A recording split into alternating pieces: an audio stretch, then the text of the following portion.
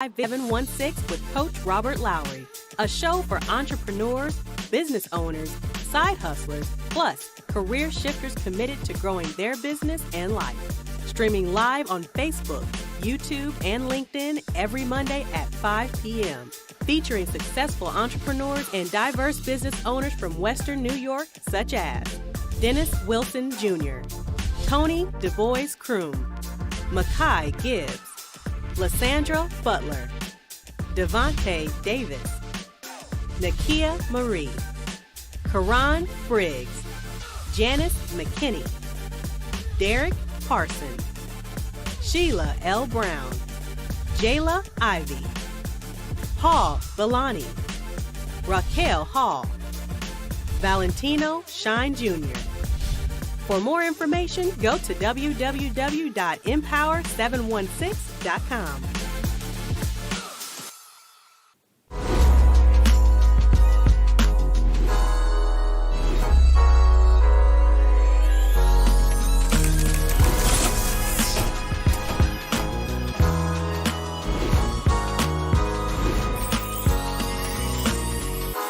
I'm so happy to have a successful business owner, a humble business owner.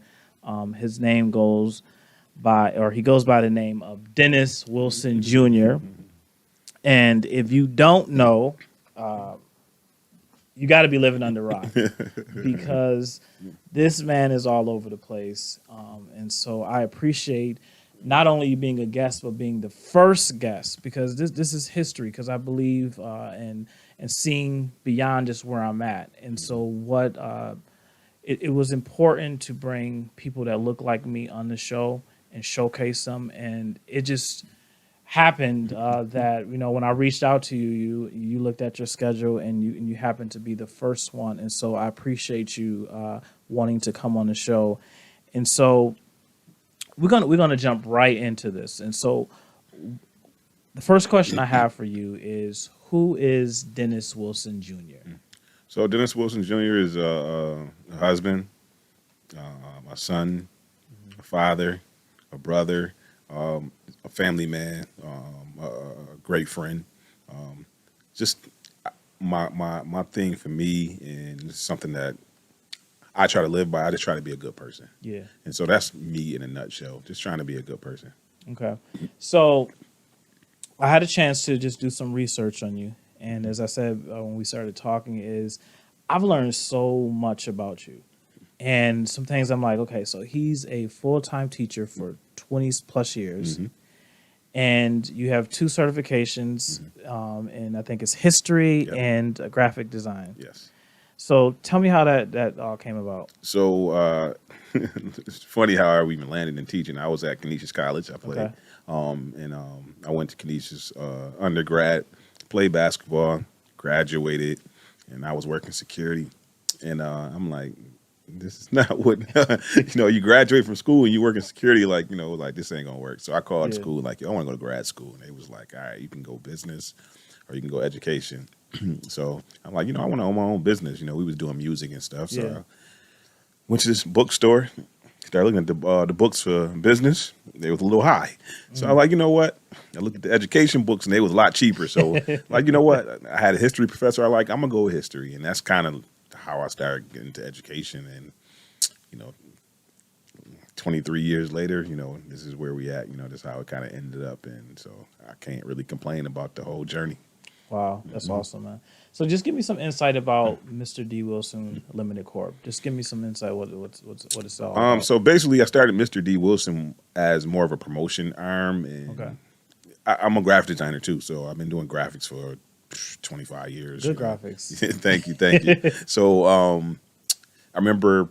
can't remember what year, probably early 2000s. I created a website called MrDWilson.com, and basically, I would go to the events and I would take pictures. Yeah. Take pictures of the events and so on and so forth. And that Monday, I'll put the pictures all up on the site. So between people going to see who was at these various events, and I was doing a lot of the event flyers. So I would put a calendar on my website so people could see what's going on Friday, Saturday, every week. Wow. And so that kind of created attraction for me. And then, it's just kind of branched off from there. And then 2009 was really my first big year of doing events. I did events before. I've been doing events probably since 99. But 2009 was the year it went, crazy, I guess you would want to say. And so I just took all the lessons I learned from doing people graphics and being in the back room in those nightclubs. And, you get all that information. And so when it was time for me to implement it, I was able to make some changes and do the things that I wanted to do. My big thing was atmosphere. I'm not a crazy person, so I'm not a wild, rah-rah, like I'm not fighting and doing all the extra crazy stuff. I like the smooth atmosphere, I want the fellas to talk to the ladies talk to the fellas, and vice versa, whatever, nice I just want a good environment and want people to dress up, dress nice, and then I created the vibe, and then just kind of kept growing that vibe. And so that pretty much everything I do, it comes back to that, just those events and pictures and imagery. Now let me ask you this. So what moment, or I don't know if it was planned out, like, you were planning events.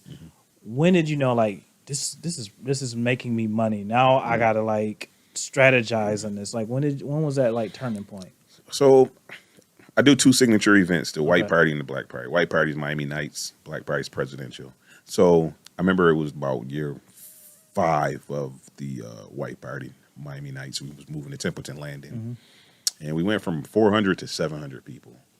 And I remember, after everything was over, because that was like my summer money, and everything was over, and I had a couple of hours left. And I'm like, okay, wow, okay.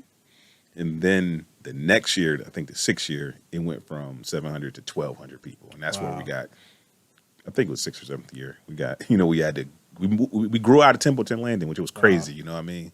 And it was just like, wow. Like, and I remember after the event, it was a headache because it was just, it was so chaotic, and people don't understand as you grow those events, scale those events, it's a lot of issues that go along with it. And so after the event was over and dealt with all the issues, and I got a chance to sit back, and me and my daughter, we went to LA or whatever.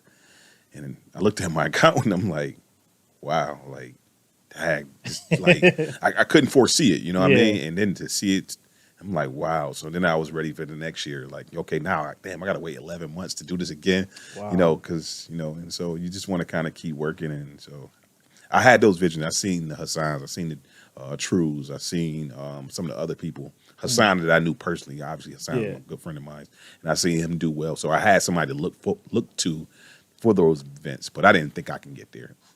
You know what I mean? I mean, once I did get there, it was like, wow, like, you see it in other cities, you just don't know you can do it here. And now I think that's the change what you see in Buffalo, where now, it's a lot of guys doing some amazing things nationally, throughout the world. And you be like, wow, they from Buffalo. You know what I mean? So now you think you can do it. Now, do you think, I used to have this notion probably about 10 years ago. I used to travel a lot for work. And once I left Buffalo, like, it was just like, I don't know if the dark cloud just kind of left, and I would go to cities like Atlanta and what is it, Florida, Tampa, major cities. And I would get motivated. I would see people look like me moving and shaking and so forth. Do you think that has changed, the atmosphere has changed in Buffalo?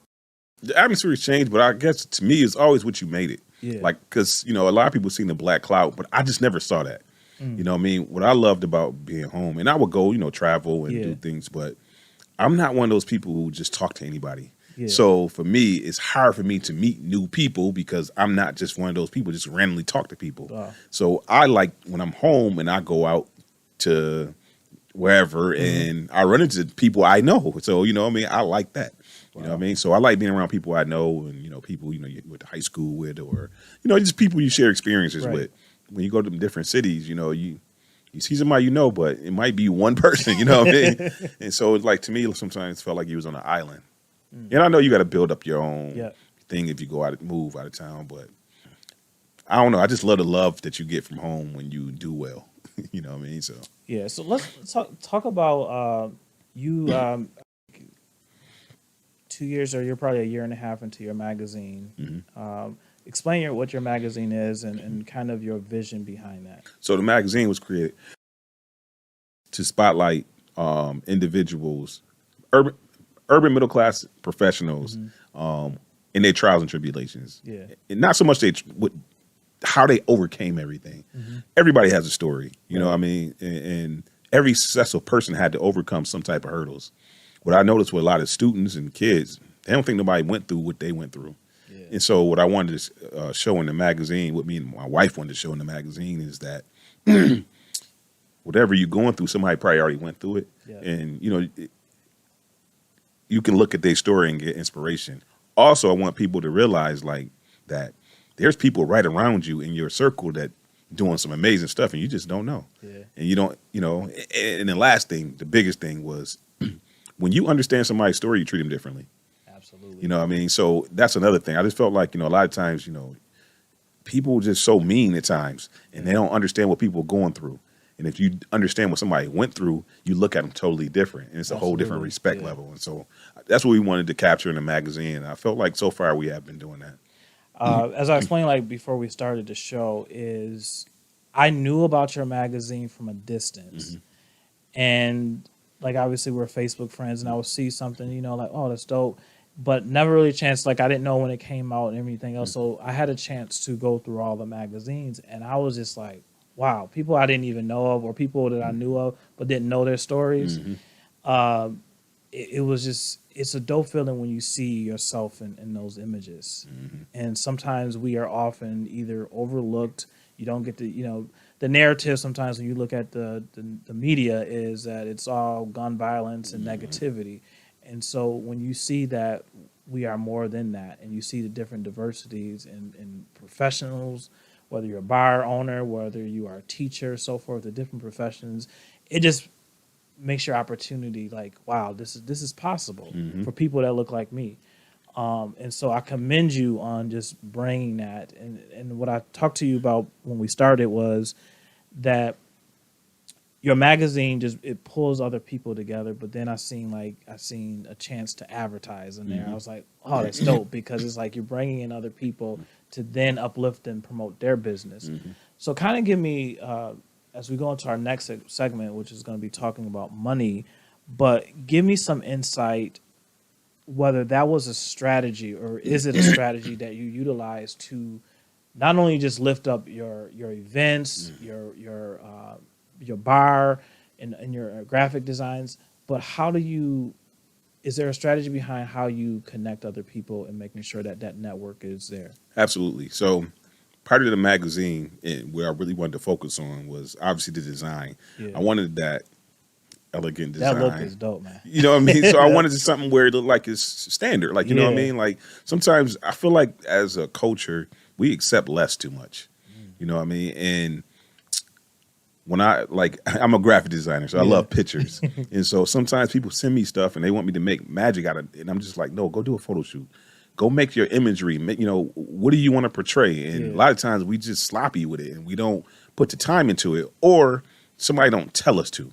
And so I wanted to create an opportunity for people to showcase their businesses. A lot of times we put ads into places or we put an ad on the radio and we expect sales. And it's not so much sales all the time. Sometimes it's just imagery and creating a base for your your business. I remember Steve O told me we used to do events around the same time, and he still do them too. So, and he would advertise on BOK, and I'm like, well, why would you advertise on BOK? Because you can't get that many people in these events. He was like, that way people in Erie hear my name. That I forgot Toronto at that time. You know, can hear your name, and I'm like, wow, like. You know, you branding. So now for a year and a half, 2 years before the pandemic, you heard my name every week on WBOK with the happy hour with Yasmin Young. Every week, D. Wilson, every week. And people don't even know your face, but they know your name. You know what I mean? And so it's definitely a strategy to it. And definitely, to me, the magazine creates opportunity. A lot of people just don't even have marketing materials. You know, that... Advertising plagues our businesses. Absolutely. We don't do a great job of advertising our businesses and marketing our businesses. Like I said, we equate advertising with sales, and sometimes it's just not sales. It's more or less just imagery and, you know, creating a base and making sure people awareness. Just creating awareness sometimes. You know what I mean? People, like you said, I didn't know. You know what I mean? So how did you know? You got to You know, you got to keep creating. pushing You know, out keep there, creating. yeah. You know, what I mean, we Facebook friends, we friends, but you don't know everything I do, so I got to keep Pushing it. Yeah, keep pushing it, and eventually you'll, as long as I'm consistent with it. Yeah. Now, we talked about like, so I think we're gonna go into our next segment because this is really good because I think it leads into what you're just talking about is the money factor. Now, I'm gonna read this statement that I looked at is that research shows that 80% of businesses fail because of poor cash flow. So, with you being a teacher, owner of Mr. D. Wilson Limited Corp., Oak Room, graphic design, all the other stuff. How do you? What's your method to avoid cash flow problems? So for me, and the first thing was having great mentors. You need to be around other people who understand things that you don't understand. Yeah. So my partner in the Oak Room was Curtis. Curtis a banker. He understand money. So some of the mistakes, obviously we was rookies in the restaurant business, but we were able to avoid some financial mistakes because of his experience being in that atmosphere. That's so me good partnering resource. with him somewhere in an area that I'm weak, he was strong. That's So dope. it's like being around, those type of people. Sometimes we worry about spending money on accounting, but the accountant in the long run saves you money, Yeah. saves you time. Having your stuff in order. If you had your stuff in order when it was time for PPPs and all these different things that the government was, helping the businesses out, if you didn't have your paperwork in order, so it's just having that knowledge base, having people you can turn to.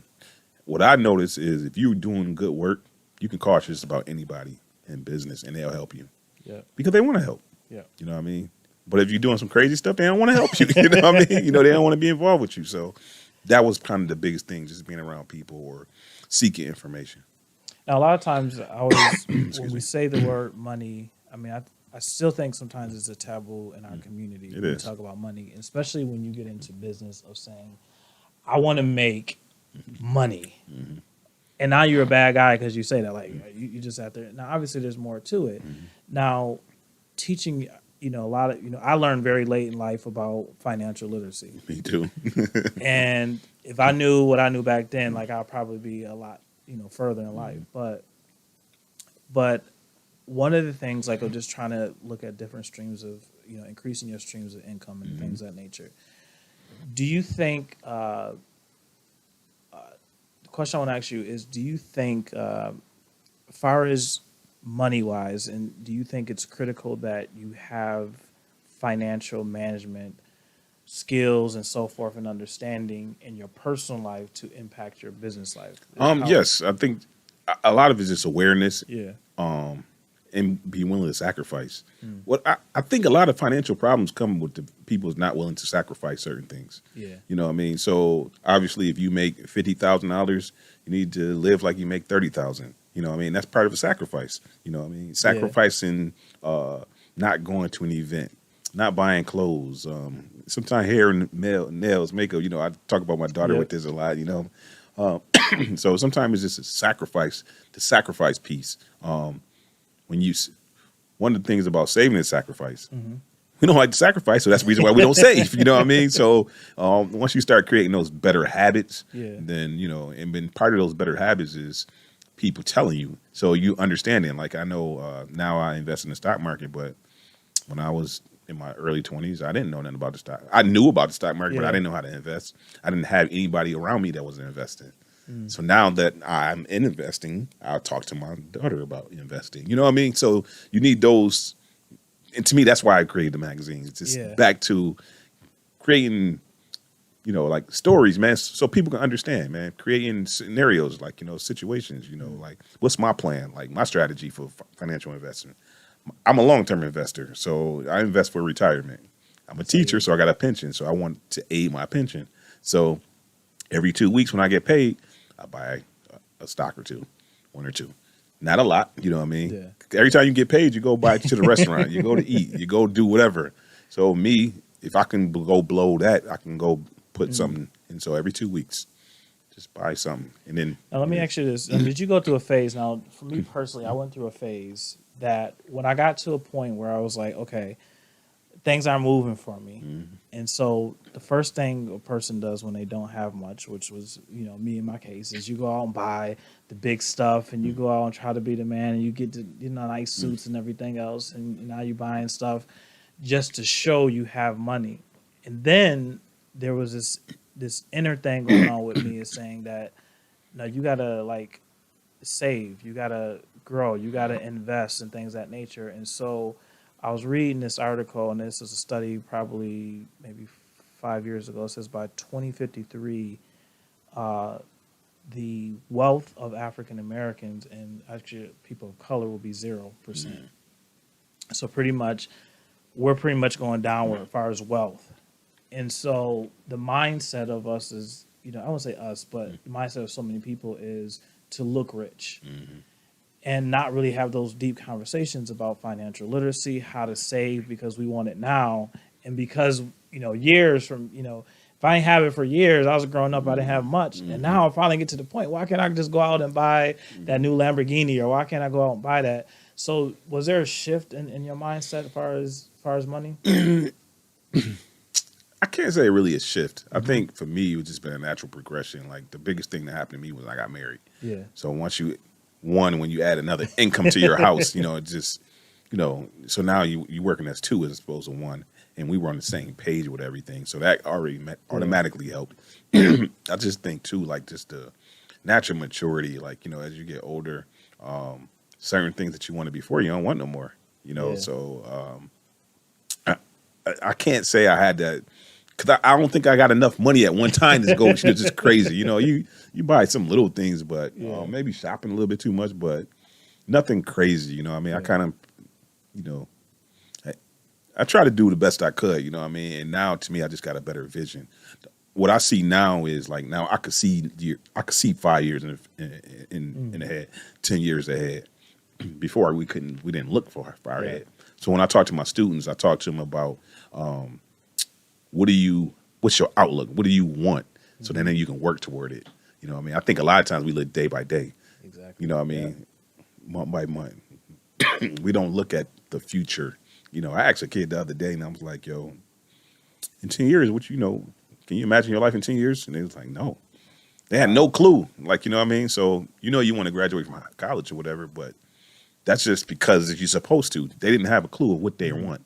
So we got to help other generations, not even other generations. We got to help our friends see what they want. And once they see what they want, then they can work to obtain those things. I love it. Now, speaking of that, so going back to the money piece what's your mindset? Like, do you have financial goals that you go after every year? Like, how do you, what's your target first? And not specifically, but like when you think of a business venture, or even like where your business is at today, like I want to profit this much this year or next month. Do you plan like that? No, not. I plan a little differently. Me and my wife talk about some investment things, whether it's real estate. She's more into real estate than I am. I'm not, I've been thinking about it, but it's just not my vibe. So a lot of my planning is structured around events because that's what I really enjoy doing. And I feel like, I'm getting better and, really doing different things with those and kind of keep those things growing. So my financial stuff, right now I'm preparing for retirement. Yeah.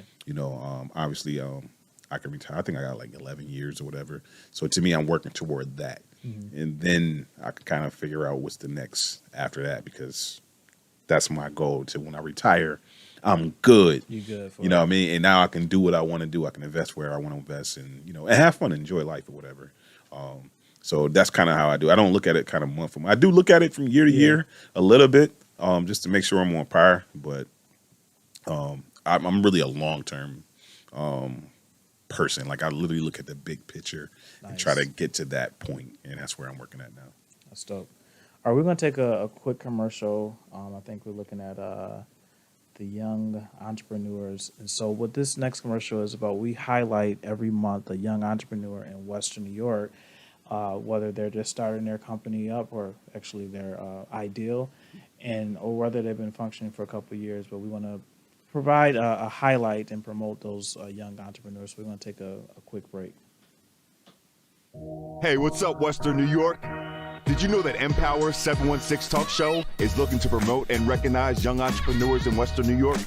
You could recommend yourself or someone else to be acknowledged on a future episode. Nominees need to be age 21 or under, has a service or product that offers value, has taken steps to become an entrepreneur, and must be willing to come on the show and talk about their service or product if selected. Email us at empower716@gmail.com. They've been having a bad week, man. Stock got trash. Want to stay up to date with Empower716? Don't forget to share. Click here in the right-hand corner of the video and follow button below so you can see the upcoming episodes live on your news feed. Find Empower716 on LinkedIn Live, YouTube, Facebook, and other audio platforms. All right, welcome back to Empower716. I'm your host, Rob Lowry, a life leadership coach. We are here with a business owner, Dennis Wilson Jr., and we've been talking about his journey to entrepreneurship and talking about money, how to make sure we stay profitable. And now the next thing we're going to get into is how to grow your business. And so everybody, when they get into business, wants to expand, their business. Obviously, everybody wants to make more money.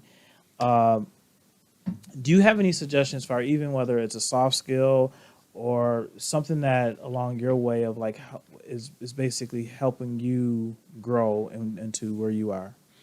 The biggest thing is consistency. Yeah. What I find out is, people aren't consistent. You get a wave where, you're so gung-ho about something, and then you get that wall, and then you get that doubt, and then you stop. You got to be consistent. Whatever you do is consistent. You go to that restaurant with your favorite dish. Every time you go, that dish tastes the same. It's consistent. Whatever you do, you have to be consistent. Business is up and down, and after you get a couple years in or whatever, you will start to know when the downs and ups and coming and so on and so forth. If you're in retail, Black Friday coming, that Christmas time, you got to be ready. And right after Christmas is over, it's January, February, it goes back down, so you got to get prepared. So you got to know the dips of your business, but you need the experience. But part of that is just being consistent in what you do. Okay. Now tell me a little bit about like customer growth, because I think I'm not an event planner, but I see like when I was watching some of your stuff, like the strategies, like this is how my mind work is like, okay, so if I get these people to go to my event, they got to get tickets, I got to get their information, and now I'm strategic to that's basically, I forgot the word I'm looking for, but that's your base. And I then can now communicate to those individuals and say, hey, you came to this event, here's my next event. So how did you grow your customer base, and what systems did you use to get there? It's funny because I did it organically. Like I didn't really have a set system. When I started, I had a way of doing things, and it worked. But the one thing that for me, obviously, events, what drive events is pictures. Yes. So, everything about my event is imagery. From when I did billboards, digital billboards. So if I did a digital billboard, instead of having one billboard up, I had 60, what I mean? And it just changed the picture and putting different people and focus on different people. Another thing I wanted to focus on was small business owners. Instead of, a lot of times advertising with just models, I wanted small business to regular people. I'm a regular people type person. Yeah. So that's the reason why I like, Buffalo, because I'm not a celebrity type person. I just like regular, ordinary people who work hard and go to work. But I want to spotlight those things. Yeah. And then I want to push those things. So small business is the backbone of our community. And so, as you push those things. And, if you push small business, then their audience becomes your audience. Yeah. And that's how the friendships and the connections kind of go. So now, do you think like your ingredients? So again, I learned a lot about Dennis Wilson Jr. over this weekend, and as I was going through your Facebook, I was professionally trolling, right? And I was watching your lives that you were doing, and they were mostly on other people. Mm-hmm. You were out at different businesses, you and your wife, and shout out to your wife Rhonda, who is a recent recipient of the Buffalo Black Achievers. And so I saw down your live, you at different events promoting other people, and I know you do some graphic work for those individuals, but you can learn a lot by just going through somebody's Facebook feed, and whether like, oh, let me stay away from this person, or like this person is supporting other people, this person is lifting other people. He wants to lift those and encouraging them. And so, do you think that plays a huge, I would say, has an impact on your growth as a business person? Absolutely. One thing people will know, regardless of what happened, people know I care. Yeah. When I do an event, and my wife be like, "Why you answer the phone?" Like, because, like, you know, like people can go to anywhere they want. They don't have to come to my event. So, you know, I try to, you know, answer every call. I try to answer every message. I try to handle every situation. You know, obviously you get some people upset or whatever, but what people can't say is that I didn't try to address the situation, whatever it may be. I try to be fair. I try to be honest. I ain't gonna say I try to be. I'm honest. You know, I don't try to take people money. I don't try to give you something that you didn't. You know what I mean? I just try to be real ethical with whatever, everything I do. So I try to operate with the highest integrity as possible. And then too, I'm always trying to grow. You know, if you go to the events, if you went to the event, so the Black Party is coming up in about a month. You go to this Black Party, if you went to the Black Party, one of the first ones at 550, you'll see the big difference. You can see the growth. And a lot of times the people who've been coming all those years, they see the growth. People will hear about them. You hear you see the growth. You see the growth in the people that's attending. You know, now we get people from Rochester, Toronto, Charlotte. It's people who fly in for these events in particular. You know what I mean? This is the time they choose to come and visit home because it's, you know, it's something to do, you know, or, you know, and then they bring people. We had a group. We had a group of guys from Chicago. They was here for a football game. The Bills played the Bears a couple years ago. That weekend, a friend of mine's, one of the boys who my cousin grew up with, he was cool with them because he lived in Chicago. Man, they came to the event because they ain't know nothing about the event. They came in, they had a ball. You know what I mean? So, to me, I created something that you can kind of say, it used to be like, man, we don't have those events, but now we do.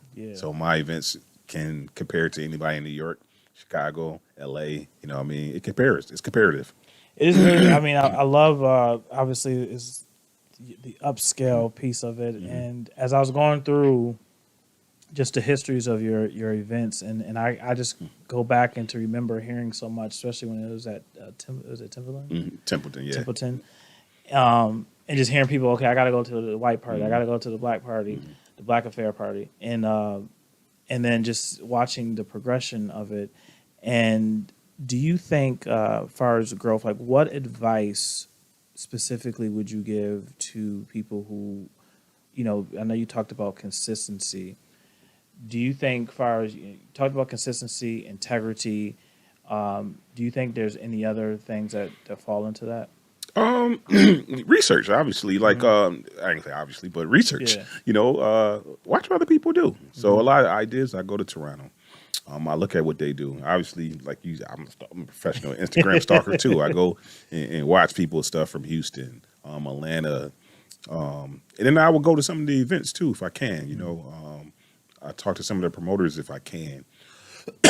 Or talk to different people and just watch what they do. It's some stuff you can't do here, you know what I mean? Like we went to brunch in D.C. We did a trip to D.C. and we went to brunch and it was crazy. It was like, wow, man. So me and Kurt like, yeah, we got to do this when we get home. So we tried it, but we don't have the population. So certain stuff that you can't do, you got to change it up for home or whatever, which is fine. So, but go to places, travel, you know, like you said, travel, you're going to see different things. And then you come home and try to implement it, but you got to implement it in baby steps. That's another big thing. Start small.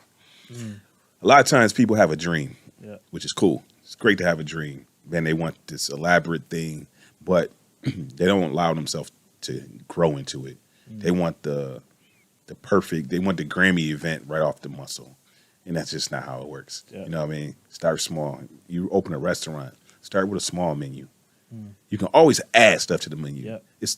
It look bad when you take stuff away from the menu. You know what I mean? So whatever the business is, start small. Even if you had a resource, a lot of times when you have the resources, you waste the most money.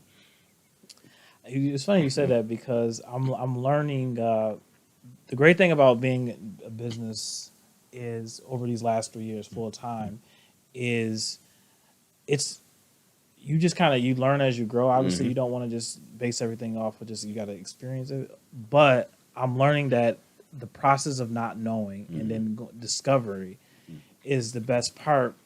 And you just like you just said, you have a lot of resources. Then you just kind of like throw stuff at it and like, what am I doing? I gotta retract this. Think about, start small. You don't have to have every system. You don't have to have everything together. Now, I want to transition to this last question in this segment is, was there something along your way of starting in your different businesses that you failed at and you're like, okay, I can't do that again. And I've grown from it during that growth process, kind of like the growth thing.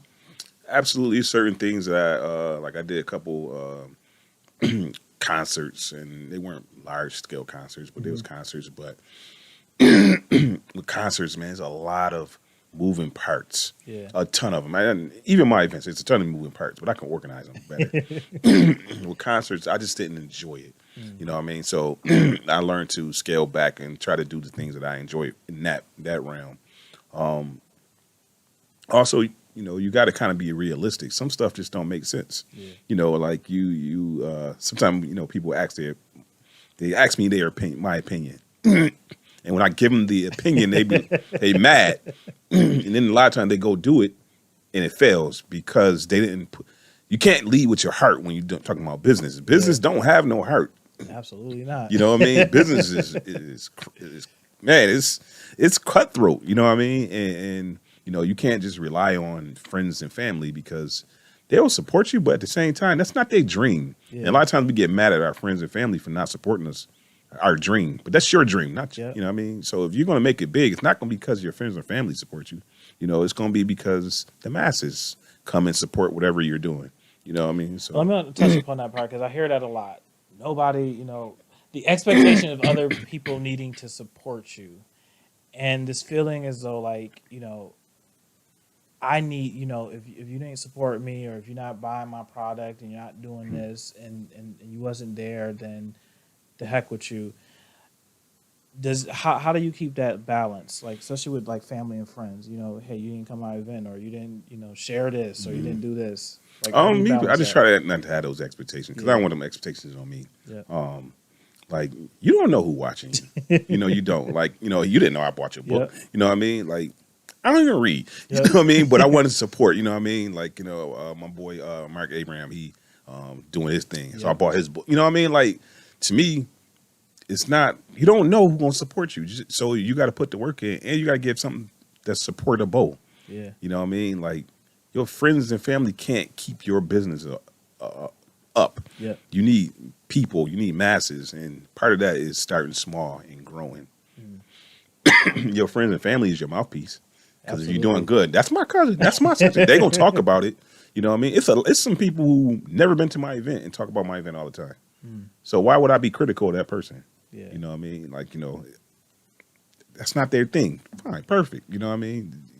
But they can tell everybody else to go. Everybody else. Yeah, you know what I mean? So it's just like, you know, me, I try not to, especially, you know, when you start getting owning multiple businesses. It might be somebody who we had an issue with, but then they're in Oakland room eating.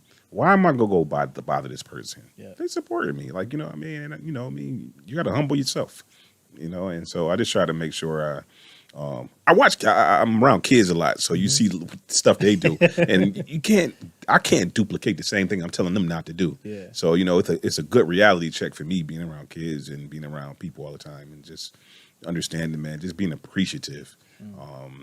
Of opportunities, the wins, the losses.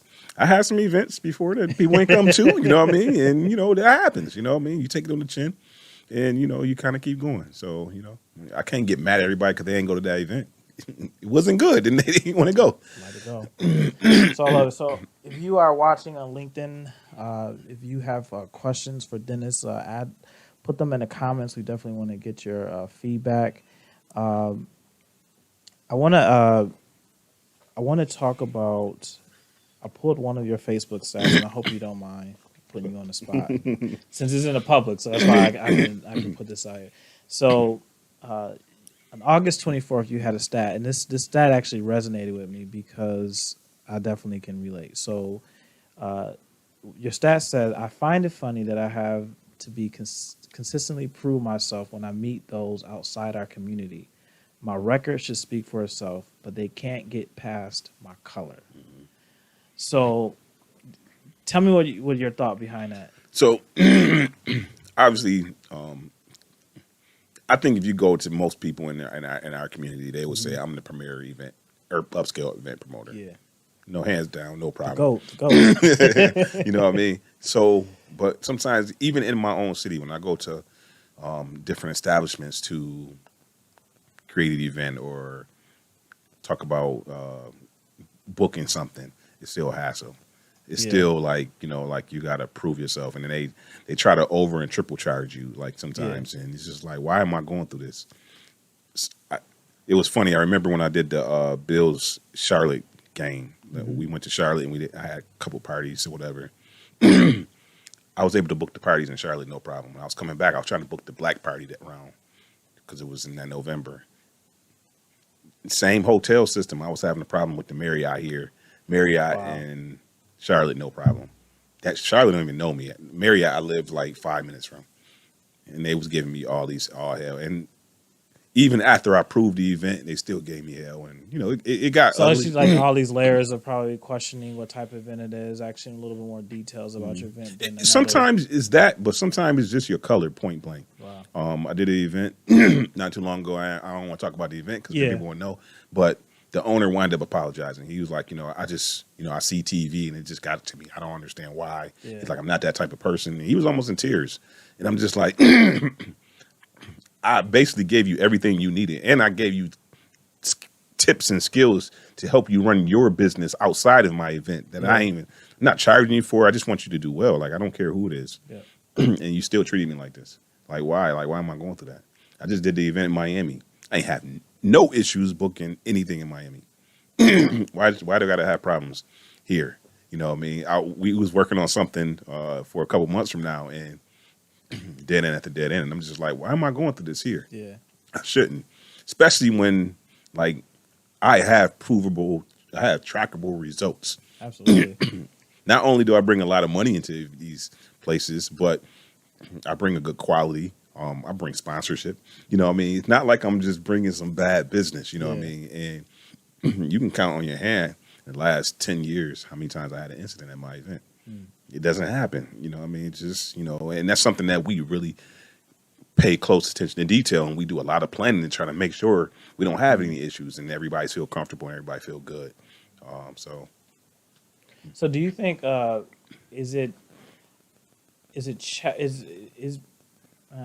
going to rephrase my question. How do you navigate through that as a businessman of color, and you have a track record doing good business, and I guess how do you stay in the right mindset to kind of like, I just got to keep moving? I guess because we don't really have a lot of those options sometimes, what I mean? I know for a fact a couple times I overpaid. Until you prove yourself. So it was almost like a prove it situation. Good friend of mine, Christo Prince, I'm going to shout him out. Christo Prince. So when I put that stat up, I remember now. A lot of people like, man, keep doing what you're doing. You know what I mean? Yeah. Which is good. You want the encouragement. Yeah. He was the only one who hit me called me with a course of action. He called me. He was like, listen, man, that bothered me. Chris, Italian guy, cool as hell. Yep. It's my guy. He's like, yo, you know what you need to do? Because I had this issue before, because it was vice versa for him. He was Italian going into an African-American market. So he had the same issues. And so he gave me a course of action, which is, something to try, something that will really help alleviate that. And, he helped me work on the actual plan and everything. So a lot of times, it's, I put it out there and somebody helped me come out with a solution. And so, and that's what it's about. Yeah, I love it, man. I really, I have, like I said, I've gained. You made the example of like sometimes you just don't know, and then part of your magazine was sharing and highlighting other people's story, and you kind of like gain more respect from those individuals that you see, and the process, which is what I believe is why the importance of this show is learning more about what you do and what you've already doing, what you continue to do in the city of Buffalo. Like I've gained so much, like seeing what you do is like from a distance and say, oh yeah, he does event parties and he does this. Oh great. He does the Oak Room. But to really like sit down and say, wow, this is what really, this is a movement that we need in Buffalo. And I think you are just making tremendous moves in Buffalo as far as just, I love your accessibility, and I don't know how well you balance that, but you kind of say like the everyday people, because I think the blend of the people that you have around you and the people that you support and uplift, that, and the part that I want to talk about, this is like a statement and a question, because I find Buffalo could be sometimes very cliquish, and that, I mess with these group of people, and those other people that I don't really know of, I don't talk to them. And as I kept going through your magazines, I kept saying, okay, yep, this person, connecting. And it wasn't, I didn't feel that way. Like you just had these certain group of people and you all knew them, and that's the only people I rock with. And I think that is truly, I think, an achievement that you've made in that part of just bringing African-American people together, having a good vibe, upscale environment to go to that they can feel safe. And I think I read in one of your, or you've seen in one of your videos, you talking about it's most people look forward going to your events. It's the only time that they can get dressed up sometimes and go out and have a good time without feeling like you got to like, watch it back all the time. And I think just that experience when I was watching people in the video, how they're coming back or actually going to Miami and getting ready and they're showing their pictures and just the excitement, you created that experience. And I think, like I said, through your history of having these events over the years, it's just not a party. It's really that experience is a life changer thing. And I totally respect at a whole different level what you do, because I just, and I don't know how you do it all. So my question, I guess, would be is how do you balance, your self-care and all that other stuff? So when I talked about scaling back at certain other things, like I used to coach basketball for a long time, and I was coaching basketball, I was teaching, I was running running a restaurant. I'm just like, I was single at the time, which you can't be in a relationship too, but at the same time, like I was tearing my body up. So I had to give up something. So I had to give up coaching, even though I love basketball, but I gave up coaching because I needed more time. And then once I got married, we really had date nights, and I had to devote time to our relationship, and that was winding up being my therapy too. So I created those times and those gaps. So a lot of the stuff blend together, as far as the graphics, the magazine, even the Oak Room. The Oak Room was my meeting place. So when I meet people, okay, I got to have a meeting or somebody. Okay, I'm going to meet during the time that I'm supposed to be at the Oak Room. So everything kind of had its place. And so that's how I kind of able to space things out. People be like, man, when do you sleep? And I'm like, I sleep all the time. Like I'm a napper. Like, I take a lot of naps. But I figured out a formula for myself to navigate it. Yeah. Also, like me and my wife used to take trips a lot. Sometimes it might be a day trip, or just go to Toronto for the day, go shopping, go out with some friends. Come back the next day. One or two. Some of those things just to get a. You get a break. I mean. So, and then the pandemic wound up being a blessing because it was a natural break where really I got a reboot. Of everything. So, because for 10 years, every weekend we was working. If we weren't working, the only time I was able to get off is when, either I was sick or we was traveling. and Kurt too, because it was either one of us or, even the staff. And it just gave us a chance to really reboot and, you can see what you can live without during that period of time. So, and then, able to look at your businesses and, okay, readjust. I was able to start a clothing line. I was able to, I was itching to get back to the event. So now I'm sitting there going through people's Instagrams and pictures, and I'm going through different places and thinking about buying different things or just seeing what other people do. And so I was able to start incorporating those things. And, if the pandemic happened, we wouldn't have did Miami. Yeah. You know what I mean? It's crazy how tragedy or I would say a pandemic such as this, like obviously there's a lot of tragic, deaths and so forth, and that all of many people experience. But through the pain and the hiccups, most people who were all in the grut, they were like working, because even myself, you're just kind of like constantly working. And then there's this pause to actually reflect, like you said, reboot and have a strategy. Now, speaking of your clothing line, I gotta tell you this funny story. So I ordered your shirt. That was the sweatsuit. The sweatsuit, and I ended up getting it a small. So I was like, I don't know how the heck did I mess up with this. And so then I bought another one, and then I can't find it. Somebody took it in the house. But I do want to commend you on the collection. Now, is it D. Wilson or Dennis Wilson? It's the collection by Dennis Wilson. And I'm actually, like today, I was sitting there playing with some stuff, so getting ready for the kind of the winter line and stuff like that. So it's been pretty good. That was a journey. That was trying something. Yeah, you know what I mean. And, the quality. That's why I said I'm missing my shirt. So I think I got the black T-shirt. Yeah, the black T-shirt, and the quality was great. And so I definitely got to give this to one of my family members. But when I was looking at your website, I thought I was doing something. I seen the quality of the photos, and I commend you on when obviously I can't compete with a graphic designer, but just the look, man, the professionals. Like when I went to your website, I was like, "Woo." Is that strategic? Like the quality that you put out?